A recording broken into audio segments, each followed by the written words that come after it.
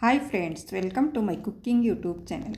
ಬನ್ನಿ, ಇವತ್ತಿನ ರೆಸಿಪಿಯಲ್ಲಿ 1 ಕಪ್ ರಾಗಿ ಹಿಟ್ಟಿನಿಂದ ಆರೋಗ್ಯಕರವಾದ ಒಂದು ಬ್ರೇಕ್ಫಾಸ್ಟನ್ನು ಯಾವ ರೀತಿ ಮಾಡೋದು ಅಂತ ನೋಡ್ಕೊಳ್ಳೋಣ. ಬನ್ನಿ ಫ್ರೆಂಡ್ಸ್, ಮೊದಲಿಗೆ ಒಂದು ಬೌಲನ್ನು ತಗೊಂಡು ಅದಕ್ಕೆ ರಾಗಿ ಹಿಟ್ಟನ್ನು ತಗೋತಾ ಇದ್ದೀನಿ. ಈ ಕಪ್ಪಿನಿಂದ 2 ಕಪ್ ಆಗುವಷ್ಟು ಇಲ್ಲಿ ನಾನು ರಾಗಿ ಹಿಟ್ಟನ್ನು ತಗೋತಾ ಇದ್ದೀನಿ. ನೋಡಿ, ಮೆಜರ್ಮೆಂಟ್ ಕರೆಕ್ಟಾಗಿ ಹಾಕ್ಕೊಳ್ಳಿ, ಕರೆಕ್ಟಾಗಿ ಬರುತ್ತೆ. ನಾವು ಮಾಡಿರುವಂಥ ಒಂದು ರೆಸಿಪಿ ಕರೆಕ್ಟಾಗಿ ಬರುತ್ತೆ ನೋಡಿ. ಇವಾಗ ಸ್ಟವ್ ಮೇಲೆ ಒಂದು ಪಾಳಿಗೆಯನ್ನು ಇಟ್ಕೊಂಡು ಅದಕ್ಕೆ ಒಂದು 2-3 ಸ್ಪೂನ್ ಆಗುವಷ್ಟು ಇಲ್ಲಿ ಎಣ್ಣೆಯನ್ನು ಹಾಕ್ಕೊಳ್ತಾ ಇದ್ದೀನಿ. ಎಣ್ಣೆ ಒಂದು ಸ್ವಲ್ಪ ಬಿಸಿ ಆದಮೇಲೆ ಅದಕ್ಕೆ ಒಂದು ಸ್ವಲ್ಪ ಅರ್ಧ ಸ್ಪೂನಷ್ಟು ಜೀರಿಗೆ, ಒಂದು ಅರ್ಧ ಸ್ಪೂನಷ್ಟು ನಾನಿಲ್ಲಿ ಸಾಸಿವೆ ಕೂಡ ಹಾಕ್ತಾಯಿದ್ದೀನಿ ನೋಡಿ. ಮತ್ತು 1 ಸ್ಪೂನ್ ಕಡಲೆಬೇಳೆ, 1 ಸ್ಪೂನ್ ಉದ್ದಿನಬೇಳೆ. ಇವೆರಡು ನಾವು ಉದ್ದಿನಬೇಳೆ ಅಥವಾ ಕಡಲೆಬೇಳೆ ಇವೆರಡನ್ನು ನಾವು ಚೆನ್ನಾಗಿ ಎಣ್ಣೆಯಲ್ಲಿ ಒಂದು ಸ್ವಲ್ಪ ಫ್ರೈ ಮಾಡ್ಕೊಳ್ಬೇಕು ನೋಡಿ.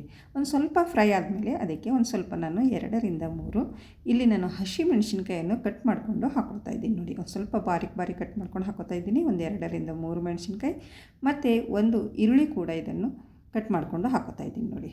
ಈ ಹಸಿ ಮೆಣಸಿನ್ಕಾಯಿ ಮತ್ತು ಈರುಳ್ಳಿ ಇವೆರಡೂ ಕೂಡ ಎಣ್ಣೆಯಲ್ಲಿ ನಾವು ಒಂದು ಸರಿ ಚೆನ್ನಾಗಿ ಫ್ರೈ ಮಾಡ್ಕೊಳ್ಳೋಣ. ಈರುಳ್ಳಿ ಒಂದು ಅರ್ಧದಷ್ಟು ಫ್ರೈ ಆಗಬೇಕು. ಅಲ್ಲಿವರೆಗೆ ಫ್ರೈ ಆದಮೇಲೆ ಒಂದು ಸ್ವಲ್ಪ ನಾನು ಕರಿಬೇವನ್ನು ಕಟ್ ಮಾಡಿಕೊಂಡು ಹಾಕ್ಕೊಳ್ತಾ ಇದ್ದೀನಿ ನೋಡಿ. ಇದನ್ನೆಲ್ಲ ಒಂದು ಸಲ ಎಣ್ಣೆಯಲ್ಲಿ ಚೆನ್ನಾಗಿ ಫ್ರೈ ಮಾಡ್ಕೊಳ್ಳೋಣ.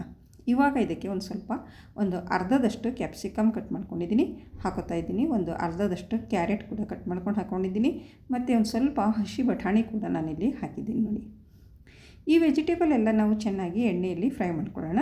ಒಂದು ಅರ್ಧದಷ್ಟು ಬೆಂದರೆ ಸಾಕು ನೋಡಿ. 1 ನಿಮಿಷ ಅಥವಾ 2 ನಿಮಿಷದವರೆಗೆ ನಾವು ಚೆನ್ನಾಗಿ ಫ್ರೈ ಮಾಡಿಕೊಂಡು ಇವಾಗ ನಾವು ಇದಕ್ಕೆ ಯಾವ ಕಪ್ಪಿನಿಂದ ನಾನು ರಾಗಿ ಹಿಟ್ಟನ್ನು ತೊಗೊಂಡಿದ್ದೀನೋ ಅದೇ ಕಪ್ಪಿನಿಂದ ನಾನಿಲ್ಲಿ ನೀರನ್ನು ಹಾಕ್ಕೊಳ್ತಾ ಇದ್ದೀನಿ ನೋಡಿ.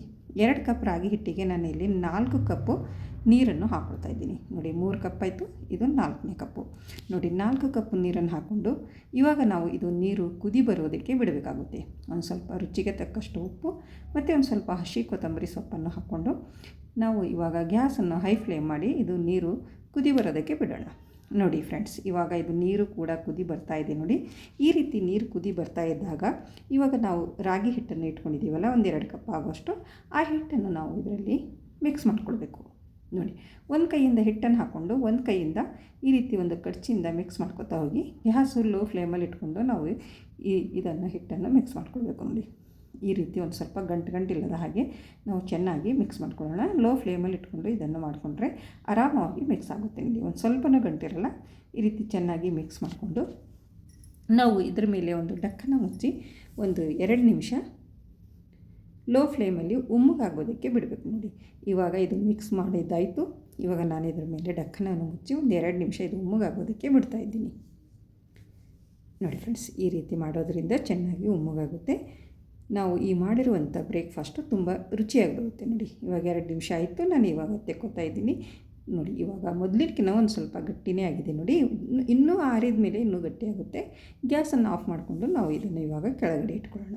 ಇವಾಗ ಕೆಳಗಡೆ ಇಟ್ಕೊಂಡು ಒಂದು ಸ್ವಲ್ಪ ಇದು ನಾವು ಆರುವುದಕ್ಕೆ ಬಿಡಬೇಕು. ತುಂಬ ಬಿಸಿ ಇದೆ. ಇವಾಗ ಒಂದು ಸ್ವಲ್ಪ ಆರಿದ ಮೇಲೆ ನಾವು ಈ ರಾಗಿ ಮುದ್ದೆ ಥರ ಮಾಡ್ಕೊಳ್ಬೇಕಾಗುತ್ತೆ ನೋಡಿ. ಒಂದು ಸ್ವಲ್ಪ ಉಂಡೆಗಳನ್ನು ಮಾಡ್ಕೋಬೇಕು. ಇದು ರಾಗಿ ಮುದ್ದೆ ಅಲ್ಲ, ಆದರೆ ರಾಗಿ ಹಿಟ್ಟಿನಿಂದ ಮಾಡಿರುವಂಥ ಒಂದು ಹೊಸ ಬ್ರೇಕ್ಫಾಸ್ಟ್ ಅಂತಲೇ ಹೇಳ್ಬೋದು ನೋಡಿ. ಒಂದು ಸ್ವಲ್ಪ ಕೈಗೆ ಎಣ್ಣೆ ಅಥವಾ ನೀರನ್ನು ಹಚ್ಕೊಂಡು ನಾವು ಈ ರೀತಿ ಉಂಡೆಗಳನ್ನಾಗಿ ಮಾಡಿಕೊಂಡು ಇಟ್ಕೊಳ್ಬೇಕು ನೋಡಿದ್ರೆ. ತುಂಬಾ ಸುಲಭವಾಗಿ ಮಾಡಿರುವಂಥ ಇದು ಒಂದು ಹೊಸ ಬ್ರೇಕ್ಫಾಸ್ಟು ಮತ್ತು ಇದು ಆರೋಗ್ಯಕ್ಕೂ ಕೂಡ ತುಂಬಾ ಒಳ್ಳೆಯದು ನೋಡಿ. ರಾಗಿ ಹಿಟ್ಟಂತೂ ಎಲ್ಲರಿಗೂ ಗೊತ್ತೇ ಇದೆ, ಆರೋಗ್ಯಕ್ಕೆ ತುಂಬ ಒಳ್ಳೆಯದಂತ ನೋಡಿ. ಫ್ರೆಂಡ್ಸ್, ರಾಗಿ ಮುದ್ದೆ ಬರಲ್ಲ ಅನ್ನೋರು ನೀವು ಈ ರೀತಿ ಮಾಡಿಕೊಂಡು ಬ್ರೇಕ್ಫಾಸ್ಟ್ ಮಾಡ್ಕೊಳ್ಬೋದು ನೋಡಿ. ಇದೇ ರೀತಿ ನಾನು ಎಲ್ಲ ಮುದ್ದೆಗಳನ್ನು ಮಾಡ್ಕೊಂಡು ಇಟ್ಕೊಂಡಿದ್ದೀನಿ. ಇನ್ನೊಂದು ಸ್ವಲ್ಪ ಇದೆ, ಅದು ಆಮೇಲೆ ಮಾಡ್ಕೊತೀನಿ. ಇವಾಗ ಈ ರೀತಿ ಒಂದು ಬಾಕ್ಸ್ ತೊಗೊಂಡು ಅದಕ್ಕೆ ಎಣ್ಣೆಯನ್ನು ಹಚ್ಕೊತಾ ಇದ್ದೀನಿ ನೋಡಿ. ಎಣ್ಣೆ ಹಚ್ಕೊಂಡು ನಾವು ಇಲ್ಲಿ ಮಾಡಿಟ್ಟಿಕೊಂಡಿರುವ ಈ ಉಂಡೆಗಳನ್ನು ಇದರಲ್ಲಿ ಇಟ್ಕೊಳ್ಬೇಕು ನೋಡಿ. ಫ್ರೆಂಡ್ಸ್, ಇವಾಗ ನಾವು ಇದನ್ನು ಹಬೆಯಲ್ಲಿ ಬೇಯಿಸ್ಕೊಳ್ಬೇಕಾಗುತ್ತೆ. ನಾವು ಇಡ್ಲಿ ಮಾಡ್ತೀವಲ್ಲ ಆ ರೀತಿ ಇದನ್ನು ಕೂಡ ನಾವು ಬೇಯಿಸ್ಕೊಳ್ಬೇಕು ನೋಡಿ. ಇಲ್ಲಿ ಒಂದಿಷ್ಟು ಮೇಲೆ ಬಾಳಿಗೆನ ಇಟ್ಕೊಂಡು ಅದರಲ್ಲಿ ಒಂದು ಸ್ವಲ್ಪ ನೀರು ಹಾಕಿ ಸ್ಟ್ಯಾಂಡ್ ಒಂದು ಇಟ್ಟು ಅದರ ಮೇಲ್ಗಡೆ ಇಟ್ಟು ನಾನು ಈ ಒಂದು ಡಕ್ಕನವನ್ನು ಈ ರೀತಿ ಮುಚ್ಚಿ ಒಂದು 10 ನಿಮಿಷ ನಾನು ಇದನ್ನು ಸ್ಟೀಮ್ ಮಾಡ್ಕೊತಾ ಇದ್ದೀನಿ ನೋಡಿ. ನಾವು ಇಡ್ಲಿ ಥರ ಇದನ್ನು ಸ್ಟೀಮ್ ಮಾಡ್ಕೊಳ್ಬೇಕಾಗುತ್ತೆ.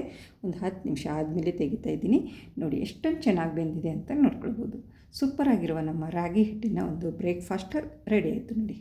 ನೋಡಿ ಇವಾಗ ನಾನು ಇದು ಕೆಳಗಡೆ ಇಟ್ಕೊಂಡಿದ್ದೀನಿ. ಒಂದು ಸ್ವಲ್ಪ ಆರಿದ ಮೇಲೆ ನಾನು ಒಂದು ಪ್ಲೇಟಲ್ಲಿ ಸರ್ವ್ ಮಾಡ್ಕೊತಾ ಇದ್ದೀನಿ. ನೋಡಿ ಇದ್ರ ಜೊತೆ ಶೇಂಗಾ ಚಟ್ನಿ ಕೂಡ ಮಾಡ್ಕೊಂಡಿದ್ದೀನಿ. ಇದ್ರ ಜೊತೆ ನಿಮಗೆ ಇಷ್ಟ ಇದ್ದರೆ ಟೊಮಾಟೊ ಚಟ್ನಿ ಕೂಡ ಮಾಡ್ಕೊಳ್ಬೋದು. ನೋಡಿ ಒಂದೊಂದಾಗಿ ನಾನು ಇಲ್ಲಿ ಒಂದು ಪ್ಲೇಟಲ್ಲಿ ಇಟ್ಕೊತಾ ಇದ್ದೀನಿ. ನೀವು ಒಂದು ಸರ್ತಿ ಮಾಡಿಲ್ಲ ಅಂದರೆ ಒಂದು ಸರ್ತಿ ಮಾಡಿ ನೋಡಿ, ತುಂಬಾ ಒಳ್ಳೆಯದು ಆರೋಗ್ಯಕ್ಕೆ. ಚಿಕ್ಕವರಿಂದ ದೊಡ್ಡವರಿಗೂ ಆರೋಗ್ಯಕ್ಕೆ ತುಂಬಾ ಒಳ್ಳೆಯದು. ನೋಡಿ ತುಂಬಾ ರುಚಿಯಾಗಿರುವ 1 ಕಪ್ ರಾಗಿ ಹಿಟ್ಟಿನ ಬ್ರೇಕ್ಫಾಸ್ಟ್ ರೆಡಿ ಆಯಿತು. ನೋಡಿ ಒಳಗಡೆ ಕೂಡ ತೋರಿಸ್ತಾ ಇದ್ದೀನಿ ಎಷ್ಟು ಚೆನ್ನಾಗಿ ಬಂದಿದೆ ಅಂತ ನೋಡ್ಕೊಳ್ಬೋದು. ಐ ಹೋಪ್ ಇವತ್ತಿನ ವಿಡಿಯೋ ನಿಮಗೆ ಇಷ್ಟ ಆಗಿರೋ ನಿಮ್ಮ ಫ್ಯಾಮಿಲಿ ಆ್ಯಂಡ್ ಫ್ರೆಂಡ್ಸಿಗೆ ಶೇರ್ ಮಾಡಿ. ನೀವು ಒಂದು ಸರ್ತಿ ಮಾಡಿ ನೋಡಿ ಯಾವ ರೀತಿ ಬಂತು ಅಂತ ಕಮೆಂಟಲ್ಲಿ ತಿಳಿಸಿ. ಮತ್ತೆ ಸಿಗೋಣ ಮುಂದಿನ ವಿಡಿಯೋದಲ್ಲಿ ಹೊಸ ರೆಸಿಪಿಯೊಂದಿಗೆ. ಓಕೆ.